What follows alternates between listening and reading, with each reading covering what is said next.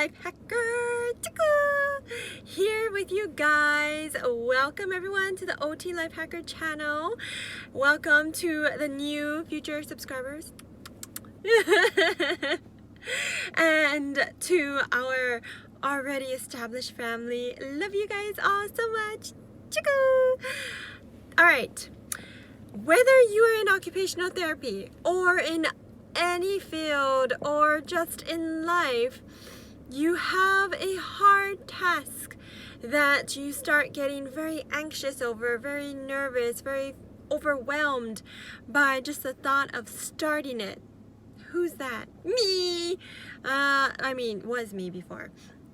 So, how to make it easier for yourself, or how to even just make it tangible, get yourself started? Well, I'm going to be sharing with you guys my tips that help me significantly to do that.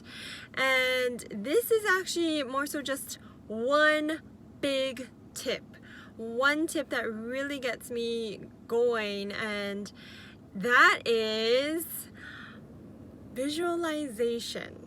So for those of you who aren't familiar with visualization, it's kind of like visual imagery. So you're basically just having yourself imagine that you're doing the task. And it's not that you're just doing the task. The way that I do it is that I break it down into the very, very, very first easy steps if I need. So say for example, like if you're in occupational therapy, say for example, or any schooling really, in graduate school, in undergrad, in high school, whatever it is. Say for example, you're working on a paper, or if you're in, if it's like for work, you're working on some sort of project, and it's pretty daunting to have to write like a grant proposal, or some sort of paper that is 20 pages long. How do you get started on that? So what I do is I think of the very basic steps, and I think, okay, well, the first thing is, say you have your topic down, the first thing is that you need to do research. So okay, think of the research part, break that down further so that all the steps are very kind of realistic and manageable for yourself.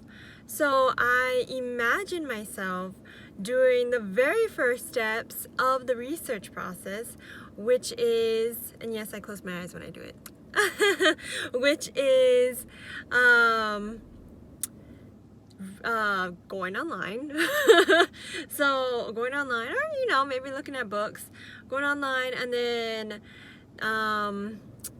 the keywords, thinking up the keywords, and maybe even it could be starting with just keywords. So getting a Microsoft Word doc or any document or piece of paper and writing down the keywords that you would need to research. So say for example, you're doing let's see, odor adults and fall prevention. Yes, you all know that's my my topic. So odor adults and fall prevention. So you're thinking, what are the keywords related to that? Well, older adults. It can be seniors. It can be fall awareness. Giving you guys tidbits about fall prevention. You're welcome. And then from there, you start just typing those keywords into some research database, or you could even just use Google and put in journal articles so that it's much, much easier for you to digest, right? And it really does make it much easier. Just imagining that, okay, I'm going through those steps, and it makes it so much more like, wow, I feel like I'm actually doing it. Oh, might as well just start doing it now. And then that's what gets me going, and that's what makes me think like, oh, it's not going to take as long as I thought it would. Oh, that's better. And just the act, so I guess the second tip is just the act of you starting something. So even if you're like, okay, well, I'm just gonna make a list of the keywords that I want to do, that's a huge step, because just you starting it is gonna get you to, once you start doing that, you're like, oh, maybe I should also do this. Maybe you won't think that. Maybe you'll be like, okay, I did enough. That's fine. That's fine. But sometimes it will propel you to do more because you'll be like, oh, well, since I'm already writing it down, or, ooh, now that I've got this idea, you know what? I do feel motivated to do the next step. Maybe let's go on the computer and start researching it. You start researching it. Oh, I like these articles. Let me start writing about it. Let me start putting together this information. So the tiny tidbits, the tiny steps, and this applies to anything that you do. All right, guys, that's OT Life Hacker. OT Life Hacker. Please subscribe, please like, please join us in our family. Thank you. Bye-bye.